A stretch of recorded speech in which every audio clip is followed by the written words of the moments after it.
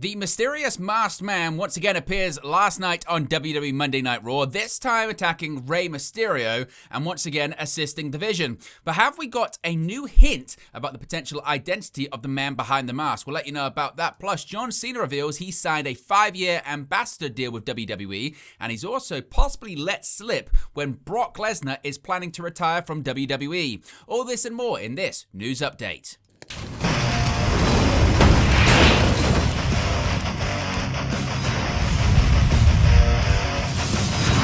Hey guys, welcome back to Wrestling News 365. Hope everyone is doing very well. As always, there are plenty of news stories to get into in the world of professional wrestling. Let's begin with more details. Another appearance from the Masked Man that appeared at Survivor Series in the men's War Games match, because he's made his return last night on WWE Monday Night Raw, as you can see on the screen right there. Now, Rey Mysterio was scheduled to take on Finn Balor on the December 8th edition of WWE Monday Night Raw. As he was making his way to the ring, Mysterio was jumped from behind by Logan Paul of The Vision. Mysterio eventually got the upper hand on the Maverick, setting up for the 619 before he was suddenly attacked by the Masked Man that first appeared at WWE Survivor Series. The Masked Man once again emulated moves and the mannerisms of former World Heavyweight Champion and former leader of the Vision, Seth Rollins, taking out Mysterio with a curb stomp before disappearing into the crowd, which you can see on the screen right there. Now, later on in the night, LA Knight, he faced off against Logan Paul in the show's headlining match. We'll let you know what happened just in a little bit in the video. But as of right now, the identity of the Masked Man is yet to be revealed on WWE television. Of course, if we get any more details as to who this person is, we'll let you know. But what do you guys think? What do you think his involvement is with the Vision? Do you think it is going to be, as previously reported, Austin Theory? Or are they dragging this out because it's going to be revealed as someone else, maybe someone that can't actually appear yet on WWE television? Let me know your thoughts about it in the comment section below. John Cena. It's a crazy world we're living in because he's retiring this weekend, yes, but he's revealed what his life will look like post-WWE. Now, Cena might be retiring on December 13th, this Saturday, but he will continue with WWE for at least the next 5 years. Speaking to Tom Rinaldi of WWE, Cena revealed he signed a 5-year ambassador deal with WWE to continue on with the company after he retires. Quote, "I will be an ambassador to WWE. I'm already signed on for another 5 years. Please, as long as you can do it, I would like to be in the family as an employee, as a contributing part for as long as I can." He said, quote, "It's not my time to perform anymore. I have a bunch of strengths and gifts that I can pass on. I'm looking forward to the second mountain of being an ambassador. Maybe ambassadorship comes with letting more people know to watch this, which was my goal in the first place. Maybe mentorship to talent I wouldn't spend time with, where I can sit and be like, who are you really? How can I get the rapping moments on the bus? I want that guy or girl on TV. I'm looking forward to that stuff." In addition to that, he possibly maybe let slip when Brock Lesnar plans to retire from World Wrestling Entertainment, and it might be sooner than maybe some people had thought. Now, while discussing their match at WrestlePalooza on Insight with Chris Van Vliet, Cena noted he believes Lesnar will, quote, "go into the sunset in Minnesota," and that Lesnar's retirement, quote, "creatively, it's very soon." He said, quote, "Again, I love the public's ability to weigh in. You have this guy who's returning, who absolutely looks like he hasn't aged a day, moves like it. He can split his pants and still move like a ballerina, slip on his pyro and do a ninja roll and be okay. He's a beast. It's his first time back. I've been in this seat before. It's like I'm always in the seat when Brock comes back. Rock after Miami. Who's the next guy? SummerSlam with Roman. Here he comes again after he beats Taker for the streak. I've sat in this seat before," Cena said. You have to figure out who gets that shine that night, and if, in his return again, only my perspective, this attraction where we're going to build until he goes into the sunset, which I think is in Minnesota, creatively, it's very soon. To create a mountain to climb for someone, you have to build the mountain. I'm on my way out. It's not like it's going to hurt me, but I'm a viable commodity, and it's a great main event," he continued. Now, he then said, seeing these two titans for the last time, and it's okay. Sometimes your team gets blown out. We were the first on the program. I did the best I could. We all did the best we could to make it a competitive fight into the middle. People forget I was in that arena when Brock fell down for the first time on the shoulder tackle, and then I was able to give them all the stuff. They were into it, then just a bunch of gratuitous F5s. That's how you build Brock. Now, interestingly, when he talked about Minnesota, retiring in Minnesota, WWE's next show in Minnesota will be SummerSlam 2026 from the US Bank Stadium in Minneapolis. Now, SummerSlam will be a two-night event for the second time ever in 2026 on August 1st and August 2nd. So we'll have to wait and see, indeed, if that is where Lesnar decides to call it a day. Now, Cena also spoke about his retirement tour coming together and how WWE and himself kind of negotiated on how this was going to work. Now, at WWE Money in the Bank 2024, John Cena announced that 2025 would be his last year in wrestling and he would retire in December. Cena was announced for 36 dates ahead of his final year. Speaking to Tom Rinaldi for WWE, Cena was asked when he knew 2025 was going to be his final year. He said, quote, "The fact that I thought I was going to have this year completely off, for the longest I've been a part-time piece. Sometimes I come back just to deliver the opening monologue. That is the toughest spot in what we do. To come out for 15-20 minutes, tell the audience what they're going to get and not deliver anything else, not have a confrontational war of words, no physicality, show up with the equity you've built, hope they enjoy and go through 16 talking points, somehow weave the energy of the crowd, not killing the house for the matches about to follow. It's a very tough spot. I could kind of see the writing on the wall. We need you to come back. We want you to open the show. Of course you do. I will do it, but you're right. The situations where I can come back is a lot of good back. I've been paired with new talent since 2013. Just looking at the calendar, I'm 48. I thought I would have this year with minimal commitments and began to say something is going to happen this year or I have to post on X that I'm going to retire. Either one is okay. When I was presented with, we can do this or this, finally I just said it's either this year or we don't do it and I'd like to do it. Now, Cena reiterated that he initially wanted to do 200 plus dates because that was the WWE that he was used to. But that's not the way things work anymore, as WWE has cut down on live events. Quote, "It was also a great exercise in, just because I think it's good, doesn't mean that's what we're doing. I had this whole, I pitched X and specs, and this is what I think the projected revenue is, not just talking WWE story out my butt. Hey, I think this is a good business plan. That's not our business. Okay, I just torched that plan. This is our business. Would you like to do this? That'd be great if I can balance this. What a great exercise in just because you think you have a good idea doesn't mean it's a good idea. It means you think it's a good idea. It got us here, and it's a cool spot to be in." Of course, as mentioned, Cena will face Gunther this Saturday. And speaking of Gunther, he had some final words for John Cena ahead of their match this Saturday at Saturday night's main event. The Ring General kicked off the December 8th episode of WWE Monday Night Raw to a fair amount of boos from the Kansas City crowd. Before he could get a word out, Gunther was drowned out of chants about John Cena. After quieting the crowd, Gunther reflected on his tournament victory and the opportunity that awaits him at Saturday night's main event. Gunther even admitted that Cena is the best sports entertainer of all time before proclaiming himself as the best professional wrestler of all time. The former World Heavyweight Champion continued on and told Cena that he's going to bully and embarrass him in their match, so much so he will eventually force Cena to give up. That match, of course, set for this Saturday at Saturday night's main event. A reminder, we will be live for a watch-along and a post-show, so be sure to join us then. Now, CM Punk was conspicuous by his absence last night on Raw. In fact, he's not appeared in person on WWE programming since Survivor Series, having missed the December 1st and December 8th editions of Monday Night Raw.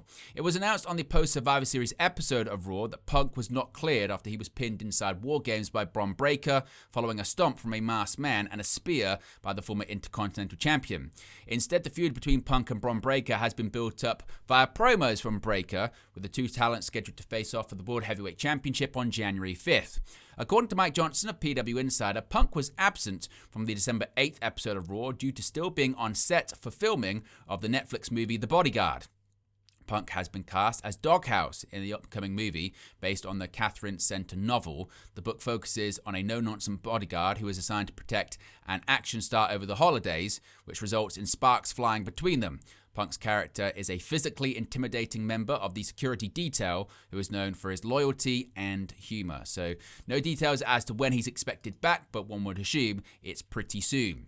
Now, speaking of Punk, he has that World Heavyweight Championship match set with Bron Breakker for the opening Raw of 2026, and Bron Breakker said he wants the old CM Punk. Following the conclusion of the main event contest between Logan Paul and LA Knight, the trio of Paul Heyman, Bronson Reed, and Bron Breakker hit the ring to further damage the megastar. After that, Bron Breakker took the microphone to address his upcoming match with CM Punk, which will take place on the January 5th, 2026 episode of Raw. Breakker made fun of Punk for taking pictures with younger talent backstage in an effort to repair his reputation in wrestling.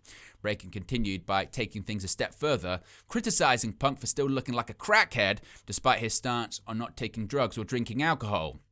The promo finished off with Breakker saying he wants to face the 2011 to 2013 version of CM Punk, and that if he doesn't get that version, he'll end up taking his wife away too. Of course, as I mentioned, their match set for the first Raw of 2026 for the World Heavyweight Championship. Now, speaking of the Vision, they seemingly destroyed LA Knight last night on Raw.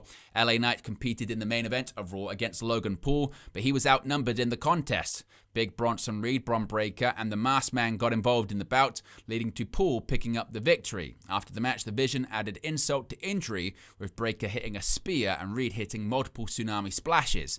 Knight was helped backstage, but said he wasn't done fighting. Reed and Paul took that personally, going after Knight and powerbombing him through a table. Knight kept moving, leading to Reed hitting a tsunami splash on Knight, who lay prone on a vehicle. The car alarm went off as Adam Pearce screamed for medical. The Usos, they're officially back in the WWE Tag Team division. They made the announcement last night on Raw. As the first hour of Monday's WWE Raw came to a close, AJ Styles and Dragon Lee put their WWE World Tag Team Championships up against the War Raiders. After a high-octane back-and-forth battle, Styles and Lee were able to defeat Eric and Ivar, holding onto their tag gold in the process. Styles was able to secure the finish for his team, nailing Ivar with a phenomenal forearm to secure the pinfall victory. After the match, the New Day trio of Xavier Woods, Kofi Kingston, and Grayson Waller hit the ring. They were ringside during the bout. Shortly after, the Usos made their way to the ring through the crowd. Some breaking news came moments later as Jey Uso revealed that the Usos are officially back in the tag team division. Jimmy Uso said that he was the one that pitched the idea to his brother after his segment on the December 1st episode of Raw. The segment ended with the Usos reigniting their rivalry with the New Day before also stating that they're coming for the WWE World Tag Team Championships. Now, several NXT stars are set to face off with main roster stars this weekend at Saturday night's main event, and several of them were ringside during last night's Raw. Obafemi, the NXT champion, was acknowledged by the announcers as he showed off his newly won NXT championship, which he won from Ricky Saints at NXT Deadline over the weekend. Along with earning the NXT championship, Obafemi set up a match against undisputed WWE champion Cody Rhodes at Saturday night's main event on December 13th. Obafemi wasn't the only NXT superstar in the house, as the 2025 Iron Survivor Challenge winner Javon Evans was also ringside. Sol Ruka was also at ringside at the event. Of course, she's facing Bayley at Saturday night's main event. And I mentioned Javon Evans, he was ringside. That's because he's also in action this weekend at Saturday night's main event. AJ Styles and Dragon Lee will battle NXT's Javon Evans and TNA X Division champion Leon Slater at WWE Saturday night's main event on December 13th. The match was confirmed on Monday's edition of Monday Night Raw. Saturday night's main event, of course, will feature the retirement match of John Cena and also NXT versus main roster showcase matches. Now, a bit of a spoiler here when it comes to AEW World's End, because a new report suggests that MJF is planned for it. One of All Elite Wrestling's top stars will be involved in some capacity at World's End on December 27th from the Now Arena in Chicago, Illinois. WrestleVotes reported on WrestleVotes Live on Fightful Select that MJF was factored into plans for AEW World's End as of the week of Thanksgiving, and working plans call for MJF to be a part of the December 27th show. MJF has been gone from All Elite Wrestling since he lost to Mark Briscoe at AEW All Out on September 20th, which came only one day after Friedman lost the CMLL Light Heavyweight Championship to Mystico at CMLL's 92nd anniversary show. The former AEW World Champion has been gone from TV due to acting commitments, and MJF has been in Winnipeg for filming A Violent Night 2. Friedman's acting commitments have increased in recent years, and he appeared in Happy Gilmore 2 as one of the titular character's sons. MJF also had a cameo in The Iron Claw and received an executive producer credit on the A24 movie about the life and times of the Von Erichs. MJF looks set to enter the AEW World title picture whenever he does return to All Elite Wrestling. Of course, we'll have to wait and see what happens with him, or if he resumes his rivalry with Mark Briscoe. Now let's talk about the ratings for last Wednesday's edition of AEW Dynamite. The Programming Insider has reported that AEW Dynamite on December 3rd drew 496,000 viewers on TBS. This number is down 3% from the prior week's show, which drew 512,000 viewers. Now, interestingly, no key demographic rating was available, but the Programming Insider listed the show as finishing 21st on cable. Speaking of ratings, we also have the ratings for last Tuesday's edition of WWE NXT. Viewership for WWE NXT ahead of the developmental brand's Deadline Premium Live event was down across multiple metrics for the show's December 2nd episode. According to WrestleNomics, with data from Programming Insider, the episode of NXT ahead of Deadline and its pair of Iron Survivor matches drew 532,000 viewers for a 0.08 rating in the ever important 18 to 49 demographic. This is down 8% from the prior week in terms of the total viewership, and is down 11% in terms of the key 18 to 49 demo.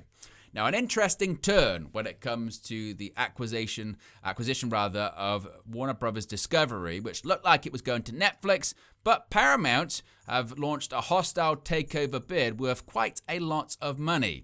Now, Paramount is looking to derail the Netflix Warner Brothers Discovery deal, launching a $108 billion hostile takeover bid.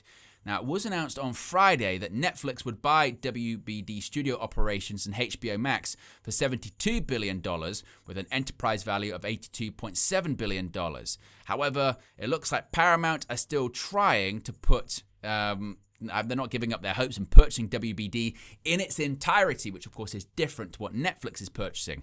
Now, according to the Associated Press, Paramount is bringing an offer of approximately $74.4 billion, or roughly $30 per share, to WBD shareholders directly, attempting a hostile takeover of WBD in total. The offer is roughly $18 billion more than Netflix's current offer. Warner management had rejected a similar offer from Paramount in favor of the Netflix offer. A representative for Paramount said the Netflix deal would expose WBD shareholders to a protracted, multi-jurisdictional regulatory clearance process with an uncertain outcome, along with a complex and volatile mix of equity and cash. Now, the threat of a hostile takeover puts the future of Turner Networks back into disarray, as the initial Netflix deal would have allowed WBD management to seek offers on the television networks. The situation puts AEW back in the crossfire between the various parties, as the Netflix deal currently has a broadcasting deal with WWE, while Paramount has a relationship with WWE's sibling company UFC. While neither company has indicated that AEW programming could be affected, that's very much way off. The anxieties are a symptom of a dwindling media market. AEW's new media rights deal with WBD has AEW Dynamite and Collision on Turner Networks for the next several years, though it's not known if there is any kind of clause about potential sales. Now, Netflix, of course, is looking to purchase HBO Max, which has just become a streaming platform for AEW pay-per-views, and that's speculated that it could change, but it would be thought that the spin-off company, Discovery Global, would keep TNT and TBS, which would mean that AEW isn't that affected. But if Paramount purchases all of WBD, including their television networks, what would that mean for AEW? It's yet just another twist and turn in what is already a very complicated process. Now, a bit of an update here on Darby Allin and the injury that forced him out of the AEW Continental Classic. For the second straight year, the AEW Continental Classic tournament has been forced to make some changes in the early going. This past Saturday on AEW Collision, it was revealed that Gold League participant Darby Allin wasn't cleared to compete after his opening round match with Kevin Knight led him to going to the hospital. He would instead be replaced by Darby's former rival and former AEW TNT champion, Jack Perry, making this Perry's first ever Continental Classic. Just a day before the announcement, Dave Meltzer reported in the Wrestling Observer newsletter that Darby had suffered a head injury against Knight, suggesting a concussion. While reviewing the promo Darby Allin cut on Collision during Monday's Wrestling Observer Radio, Meltzer added a few more tidbits about Darby Allin's situation, though he again implied that Darby Allin's injury was related to the head. Quote, Darby did an interview, so I think he was there at Collision, Meltzer said. He can travel. He said that his leg stopped working. I know it's a head injury, obviously, and with head injuries, you just never know. But he was there, which I consider a good sign. He was kind of going, well, the doctors won't let me wrestle, that's fine. But he did say he was really scared and had to go to the hospital, so, that's never a good thing. Now, no timetable has been given for when Darby Allin can return to the ring, adding to the uncertainty of the situation. Given Darby Allin's penchant for risk-taking and huge bumps, it will be amazingly only the second time that Darby Allin has been out of action for injury concerns in the 6 years that he's wrestled for AEW, though he was out for 7 months earlier as he prepared to and later climbed Mount Everest. Now, an update here on the future of WWE content. A lot of people have been talking about trying to watch as much of WWE archive content on Peacock as you possibly can because it's going very soon. WWE's current deal with Peacock for their library ends at the close of 2025, leading many to wonder where that footage will go. Fightful say they have asked WWE in an official capacity a number of times about the status of the library and weren't given an answer. However, Fightful spoke to a number of sources around the company about what they expect. Those that Fightful heard from say they expect the content to be slowly rolled out onto YouTube and the various Vault channels that WWE owns. It is believed that because of the size of WWE's footprint on YouTube, that they likely have a favorable deal with Google. It is not expected that WWE will just upload the entire library. They've long been happy with the buzz that their Vault channels get and the return they receive financially. It's also internally viewed as a way to cultivate fans. Fightful weren't told of any real change to the Vault, just that there will be a possibility of more content appearing on those channels. The WWE Network was able to spin off NXT documentaries and PLE events into individual rights fees that have been very valuable to WWE. The library ended up getting packaged with PLEs and Saturday Night's Main Event for the Peacock deal, and that element of the agreement is expiring soon. When speaking to people who have been around the company for years, they said the library just wasn't the specific draw that many fans thought it would be. It was a big drawing point initially and something great to include in the Peacock deal, but on its own wasn't likely to fetch a high rights fee deal. Another WWE source said that if they get an offer for the library that makes sense, they'll reserve the right to take it to YouTube, the YouTube method in effect.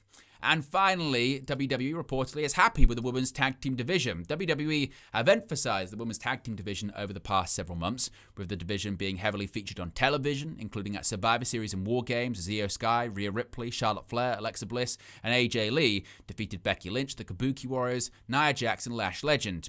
The current work within the women's tag team division has been very well received in WWE. TC reported on WrestleVotes Live on Fightful Select, quote, given the state of the women's tag team division, which I hear has been internally very well received, all the work that the women on the tag team side have been doing with the Kabuki Warriors, Bliss and Flair, and obviously now with the pairing of Lyra and Bayley, TC said. The top teams in the division currently include women's tag team champions the Kabuki Warriors, Io Sky and Rhea Ripley, Charlotte Flair and Alexa Bliss, and Lyra Valkyria and Bayley, while Liv Morgan and Raquel Rodriguez look set to re-enter the division, or possibly Rodriguez and also Roxanne Perez by her side. But there you go, guys. Latest pro wrestling news for you. Be sure to smash a like on the like button. Be sure to subscribe, bottom right-hand corner. And I'll speak to you again very, very soon.